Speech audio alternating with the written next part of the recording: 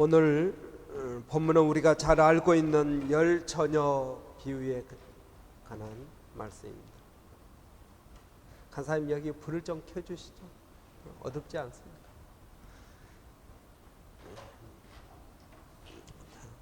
열 처녀의 비유입니다. 제가 이 대학원 다닐 때 시한부 종말론자들이 있었습니다. 다가올 미래를 준비하라 그래가지고 다미 선교회라고 있었습니다. 저는 오늘 우리가 이 다가올 미래를 준비해야 될 줄 믿습니다. 언제 예수님께서 재림하실 줄 우리는 알지 못합니다. 그러나 오늘 본문은 우리에게 아주 분명하고 정확하게 다가올 미래를 준비해라 말씀하고 있습니다. 오늘 열 처녀 이 비유를 보면은 10명의 처녀들이 있었다는 것입니다. 어제 우리 주나민 형제 결혼식에 가보니까 거기도 들러리들이 이렇게 남자 10명, 여자 10명 이렇게 있더라고요. 그래서 양쪽에 이렇게 있었는데 다 예쁘고 옷도 다 맞춰서 입고 그러니까 너무 보기 좋았습니다. 오늘 본문에 나온 그 열 처녀들은 신부가 아니고 들러리들이었던 것 같습니다. 그래서 이들이 다 등이 있었습니다. 그리고 또 신랑을 여기는 결혼식을 이제 밤에 하니까 신랑이 오는 것을 이렇게 기다리고 있었습니다. 그런데 신랑이 늦게 오니까 이들이 다 졸고 있었다는 것입니다. 다 똑같이 졸았습니다. 10명이 다 똑같이 졸았습니다. 그러나 미련한 자들과 슬기 있는 자들의 차이를 오늘 본문에서는 기름을 준비한 사람들은 슬기로운 사람들이요, 기름을 준비하지 않은 사람들은 미련한 자들이다, 그렇게 이야기하고 있습니다. 그러니까 여러분, 사람이 지혜롭느냐 지혜롭지 못하느냐의 기준은 무엇이라고 말하고 있습니까? 미래를 준비하고 있느냐 준비하고 있지 않느냐 하는 것입니다. 어떤 사람들은 눈앞의 것만을 추구하면서 살아가고 있는데 그런 사람들은 오늘 본문에 의하면 지혜롭지 못한 미련한 사람들이라는 것입니다. 그러나 미래를 계획 세우고 그걸 위해서 노력하고 그리고 어떻게 할까 기도하고 믿음으로 나가는 사람들은 지혜로운 사람들이라는 것입니다. 여러분은 지혜로운 사람입니까? 아니면 어리석은 사람들입니까? 오늘 본문에서 기름을 준비한 사람들은 지혜로운 사람들이요, 기름을 준비하지 않은 사람들은 어리석은 사람들이라고 그랬습니다. 그럼 여기서 기름은 무엇을 이야기하고 있습니까? 많은 사람들은 이 기름을 성령이라고 이야기를 하고 있습니다. 왜냐하면 종종 성령님을 기름으로 표현하고 있기 때문에 그렇습니다. 그러나 여러분, 우리가 오늘 본문을 조금 더 자세히 살펴보면은 오늘 본문에서 이야기하고 있는 기름이 성령이 아니라는 사실을 우리는 알 수 있습니다. 성령으로 충만한 삶을 사느냐 충만하지 않는 삶을 사느냐고 은혜스럽게 이야기를 하지만 사실 오늘 본문은 성령에 대해서 이야기하고 있지 않습니다. 마태복음 25장, 오늘 본문이 들어있는 이 마태복음 25장은 천국 비유에 관한 장입니다. 그래서 처음 1절부터 13절까지는 열 처녀의 비유, 기름을 준비하였느냐 준비하지 않았느냐, 기름을 준비한 사람들만 천국에 들어간다고 이야기합니다. 그 다음에 우리가 잘 알고 있는 달란트 비유가 나오고 있습니다. 이 달란트 비유에서 달란트를 많이 남긴 사람만이 천국에 들어간다고 이야기하고 있습니다. 여러분, 그리고 양과 염소의 비유가 그 다음에 나오고 있습니다. 평소에는 양과 염소가 같이 이렇게 풀을 뜯어먹고 있지만 진짜 그렇더라고요. 가서 보니까 양과 염소 풀을 뜯어먹고 있습니다. 그런데 이 양과 염소를 마지막 날은 구분해 가지고 양은 구원받은 하나님의 백성이요, 염소는 구원받지 못한 사람들을 이야기하고 있습니다. 이 양과 염소의 비유에서 이웃을 얼마나 돌보았느냐에 따라서 천국 가느냐, 천국에 들어가지 못하느냐가 구분된다는 것입니다. 여러분, 오늘 본문에 나오는 10처녀의 비유를 보면 이 10명은 다 교회 안에 있는 사람들이라고 이야기할 수 있습니다.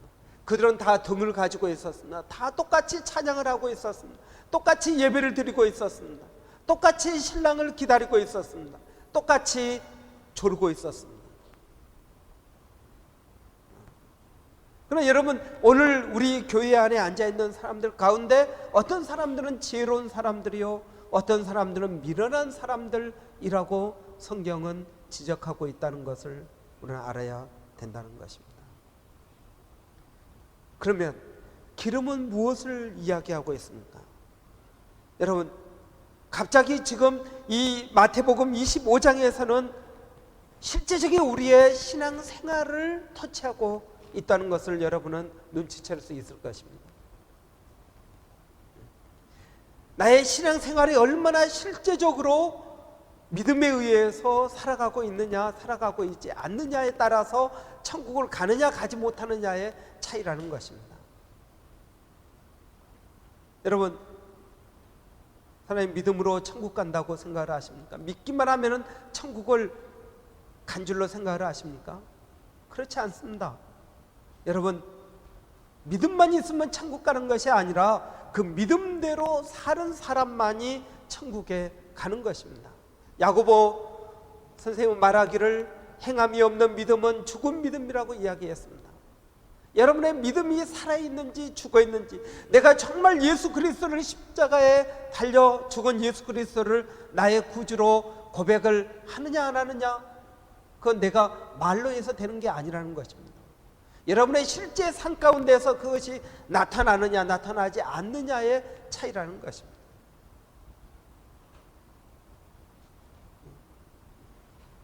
아무리 우리가 주님 사랑해요 라고 찬양을 한다 해도 내 마음 속 깊은 데서 내 삶의 고백으로 나오지 않은 주님 사랑해요 라는 찬양, 주님은 속지 않는다는 이야기입니다. 여러분, 오늘 본문은 우리에게 아주 심각하고도 중요한 메시지를 던져주고 있습니다. 여러분의 신앙생활을 다시 한번 체크하고 점검해 볼 필요가 있다는 것입니다. 여러분, 하나님의 말씀대로 살지 않는 사람들은 미래를 준비하지 않는 미련한 자들이라는 것입니다. 그들은 기름을 준비하지 않은 사람들이라는 것입니다. 그들의 미래를 준비하지 않은 이유는 무엇일까요? 여러분, 왜 미련한 5처녀가 기름을 준비하지 않았겠습니까?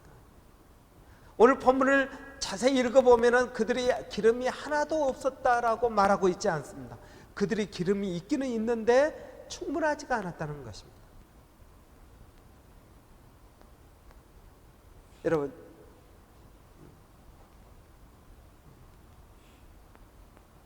기름을 충분히 준비하지 않았다는 것입니다. 왜 준비하지 않았을까요? 저는 그 이유가 첫째는 게으름 때문이라고 생각을 합니다. 게으름의 가장 큰 특징은 뭐냐면 미루는 것입니다.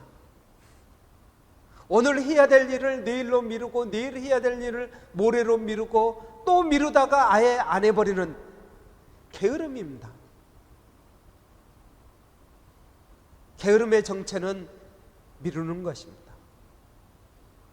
하나님께서, 여러분, 정말 우리가 예수 그리스도를 제대로 믿으면 하나님께서 성령님을 통해서 우리에게 말씀하십니다. 너 지금 성경 읽어야 된다. 너 지금 누구에게 전화를 해야 된다. 너 지금 이것을 해야 된다라고 성령님께서 계속적으로 이야기합니다.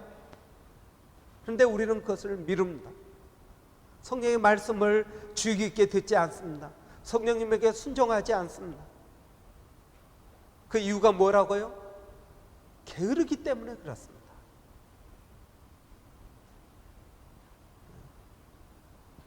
여러분, 미루는 사람들이 있습니까?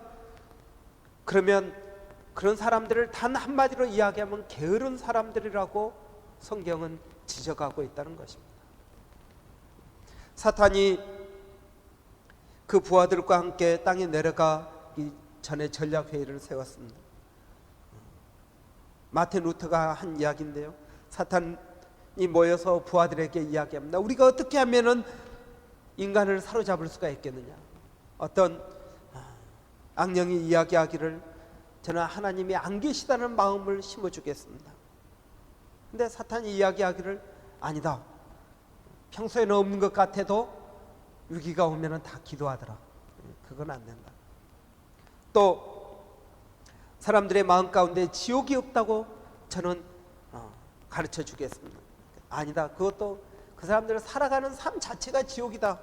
그럼 따로 뭐 지옥에 대해서 이야기할 필요도 없다. 세 번째 이야기합니다. 저는 핍박을 하겠습니다. 기독교인들 예수 믿으면 이렇게 고통이 된다는 것을 심어주겠습니다. 아니다, 어떤 사람들은 죽기를 각오하고 믿는 사람들도 있다. 핍박하면 더 강해진다. 네 번째 부하가 이야기를 합니다. 저는 천천히 믿으라고 이야기를 하겠습니다. 미루라고 이야기를 하겠습니다. 내일 또 있다라고 이야기를 하겠습니다. 사탄이 마침내 그 이야기를 듣고 그래, 그게 제일 좋은 전략입니까? 여러분, 미루는 것은 죄요, 게으름이요, 사탄에게 넘어가는 사실이라는 것을 여러분 기억할 필요가 있는 것입니다.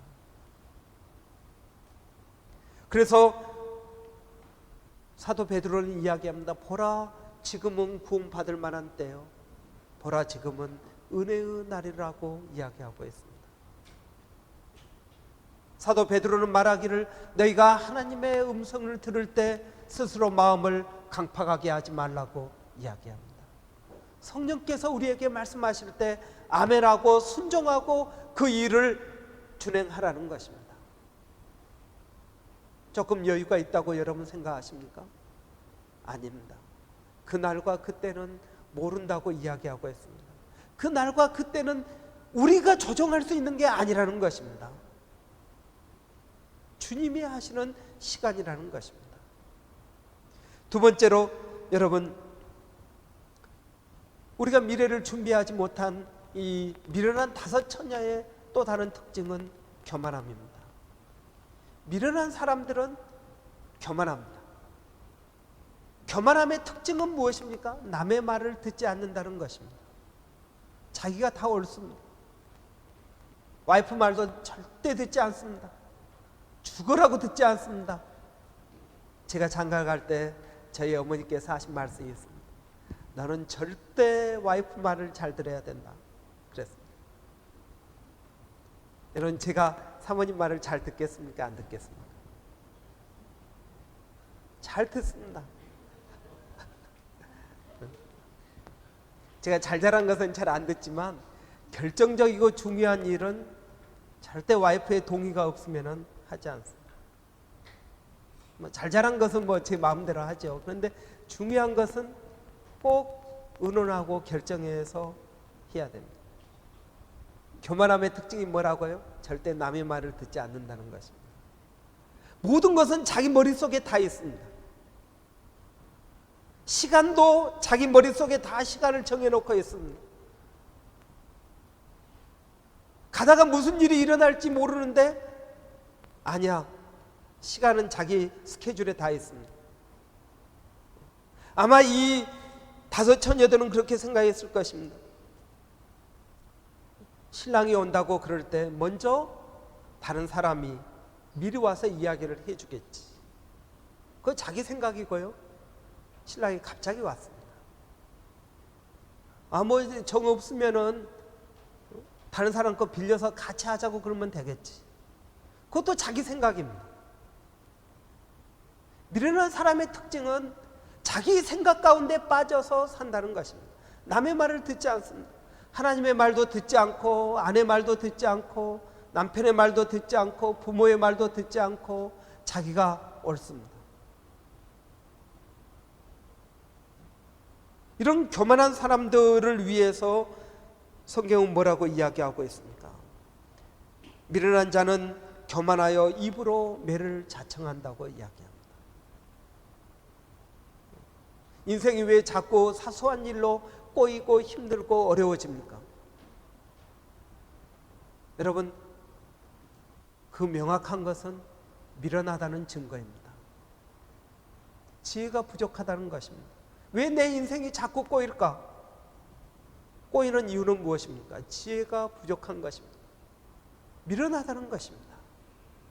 미리미리 미래를 준비하지 못하고 자기의 계획 가운데에서 자기가 다 알아서 할 것처럼 이야기하지만 실제로 일이 진행돼 가는 걸 보면은 아무것도 되는 것은 없습니다. 미련한 사람들의 특징은 민폐를 끼친다는 것입니다. 오늘 본문에 보니까 뭐라고 이야기합니까? 기름이 없으니까 우리가 너희 것 좀 같이 쓰자고 이야기합니다. 아니, 미리 좀 준비하면 되지 않습니까? 왜 자꾸 남의 걸 쓰려고 그럽니까?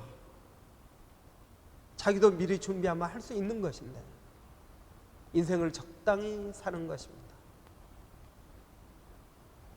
여러분, 이 미련함의 결과는 무엇입니까? 오늘 본문에 보니까 그들이 살아간 사이에 신랑이 오므로 준비하였던 자들은 함께 혼인잔치에 들어가고 문은 닫힌지라 그랬습니다. 들어가지 못한다는 것입니다. 혼인잔치에 들어가지 못한다는 것입니다. 문을 두드리고 신랑에게 이야기합니다. 문을 좀 열어주십시오. 그런데 신랑이 뭐라고 이야기합니까? 진실로 너희에게 이르노니 내가 너희를 알지 못하노라 그랬습니다. 오랫동안 신랑을 아마 이들은 알고 있었을 것입니다. 그렇기 때문에 들러리도 하고 그러겠죠. 전혀 모르는 사람을 위해서 들러리를 하겠습니까? 그런데 신랑이 전혀 알지 못한다고 이야기합니다. 여러분, 우리가 마지막 날에 나는 주님을 안다고 이야기하는데 주님은 나를 모른다고 이야기할 수도 있다는 것입니다. 여러분, 내가 평생을 주님을 모시고 교회를 다니면서 신앙생활을 했는데 나는 너희를 도무지 알지 못한다. 악법을 행하는 자들아 내게서 떠나라고 말하실 수 있다는 것입니다. 미련한 자들, 미래를 준비하지 못한 자들의 삶의 결과는 그들의 모든 수고가 첫째는 헛수고가 된다는 것입니다. 그들이 하나님 앞에 나와서 예배를 드리는 그것도 헛것이요, 하나님 앞에 기도하고 하나님 앞에 드려진 모든 예물도 헛것이 된다는 것입니다. 그러나 여러분, 본문의 지혜로운 사람은 어떤 사람들입니까? 지혜로운 사람, 지혜로운 다섯 처녀. 여러분, 지혜가 무엇입니까? 전도 잠언에서 이야기하기를 지혜는 여호와를 경외하는 것이다 그랬습니다. 지혜로운 사람은 하나님의 말씀대로 사는 사람입니다. 그들의 삶 가운데 하나님을 의식하면서 하나님을 인정하고 하나님의 말씀대로 살려고 노력하는 사람들이 지혜로운 사람들이라는 것입니다. 그런데 어떤 사람들은 교회를 다니지만 전혀 하나님하고 상관이 없는 삶을 삽니다. 일주일에 기도도 한 번 하지 않습니다. 성경을 읽지도 않습니다. 양심의 가책도 느끼지 않습니다. 여러분, 이런 사람들은 지혜로운 사람들이 아니라는 것입니다. 미련한 자들이라는 것입니다. 여러분은 지혜로운 사람입니까? 미련한 사람들입니까? 천국에 소망을 두고 사는 사람들입니까? 아니면 이 땅의 것만을 추구하면서 살아가는 사람입니까? 여러분, 오늘 본문에서 혼인잔치는 예수 그리스도의 재림을 이야기하고 있습니다. 성경에서는 예수 그리스도의 재림 반드시 있다고 이야기하고 있습니다. 신약 성경을 우리는 뉴 테스터먼트라고 그럽니다. 새로운 언약이라는 뜻입니다. 새로운 언약은 무엇입니까? 예수 그리스도의 재림에 대한 약속입니다.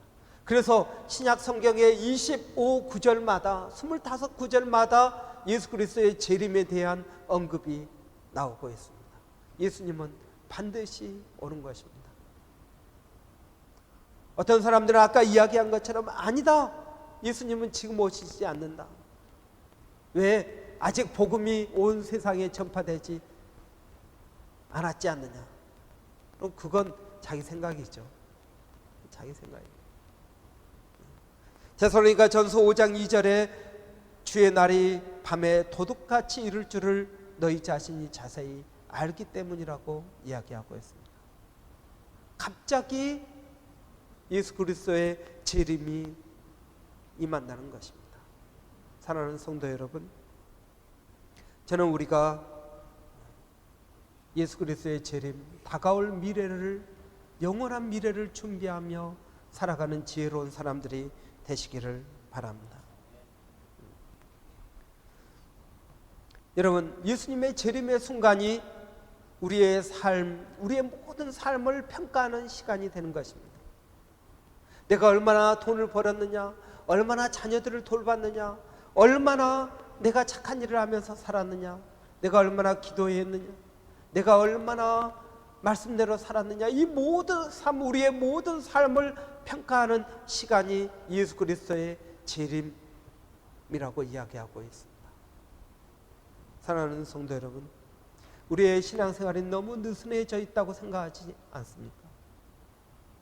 우리의 삶 가운데 재림은 먼 뒷날의 이야기고 오늘 우리의 삶이 더 중요하다고 생각하지 않습니까? 그러나 여러분, 다시 한번 우리는 생각할 필요가 있습니다. 예수 그리스도의 재림, 이 세상의 종말에 우리의 포커스를 맞추고 우리 오늘의 삶을 정리할 필요가 있다는 것입니다. 궤도 수정을 할 필요가 있다는 것입니다. 여러분, 신천지 사람들은 14만 4천 명에 들어가기 위해서 열심히 전도하고 그들의 삶을 정말 거룩한 삶으로 살기 위해서 노력합니다. 그러나 우리들은 재림하고 전혀 상관없는 것처럼 세상을 살아가고 있습니다. 여러분, 이단이 정통 같고 정통이 이단 같습니다. 그렇기 때문에 믿지 않는 사람들은 더 헷갈립니다. 누가 옳은지 누가 그른지 헷갈립니다. 정통교회 사람들은 교회 오면은 다툼이 많고 교회 오면 실망이 되지만 여러분, 거기 가면은 교회가 천국같이 느껴집니다. 목사님 정말 이단입니까? 여러분, 예수 그리스도는 이 땅에 다시 오십니다. 여러분의 삶을 예수 그리스도의 재림에 포커스를 맞추고 다시 한번 조정해 보십시오. 여러분의 삶, 여러분의 일하는 것들이 여러분 오늘 하나님의 말씀대로 살고 있는 삶입니까? 아니면 그것과 상관없이 살고 있는 삶입니까? 깨어 있으라는 말은 쉬지 말고 기도하라는 말이 아닙니다. 깨어 있으라는 말은 잠자지 말고 계속적으로 기도해라, 늘 교회에 와서 예배를 드리고 늘 전도하고 신앙생활에 힘써라, 그 이야기가 아닙니다. 깨어 있으라는 말은 우리의 말씀대로 사는 삶을 미루지 말고 주님 앞에서 평가받을 것처럼 매일매일 살아야 된다는 것입니다. 매일매일의 삶이 우리의 인생의 종말인 것처럼 사무엘 이야기하고 있습니다. 사무엘상 12장 3절에서 내가 여호와 앞에서 흠없이 행했다고 이야기합니다. 여호와 앞에서 행했다는 것입니다. 이 말을 유식한 말로 하면은 코람데오라고 그럽니다. 코람, 앞에서라는 뜻이고요, 데오, 하나님이라는 뜻입니다. 하나님 앞에서 내가 산다는 것입니다. 나의 모든 삶을 내가 사람에게 보이기 위해서 눈가림을 하는 것이 아니라 하나님에게 보여주기 위해서 내가 매일매일 산다는 것입니다. 이런 사람의 삶이 어떻겠습니까? 얼마나 진실하겠습니까? 말 한마디, 행동 하나가 얼마나 신중하고 그 사람이 하는 말에 얼마나 신뢰가 가겠습니까? 오늘날 교회에 와서 많은 사람들이 직분을 받고 생활을 하는데 존경받지 못하기 때문에 오히려 복음의 장애가 될 때가 얼마나 많이 있습니까? 여러분, 그 죄를 어떻게 감당하게 하려고 그러십니까? 지혜로운 삶은 어떤 삶입니까? 지혜로운 삶은 하나님의 말씀을 지키기 위해서, 말씀대로 살기 위해서 몸부림치는 삶이 지혜로운 삶입니다. 하나님을 경외하고 내가 죄를 지으면 천벌을 받을 것처럼 생각을 해서 함부로 죄를 짓지 못하고 두려운 마음을 가지고 사는 삶, 저는 그것이 오늘 예수님께서 이야기하신 다가올 미래를 대비하는 삶이라고 생각합니다. 저는 우리 쿠퍼르 교회 집사님들이, 쿠퍼르 교회 모든 성도들이 다른 교회 어떤 성도들보다도 더 하나님 앞에서 살아가는 성도들이 되시기를 바랍니다. 미래를 준비하시는 성도들이 되시기를 바랍니다. 기도하겠습니다. 여러분, 오늘 말씀을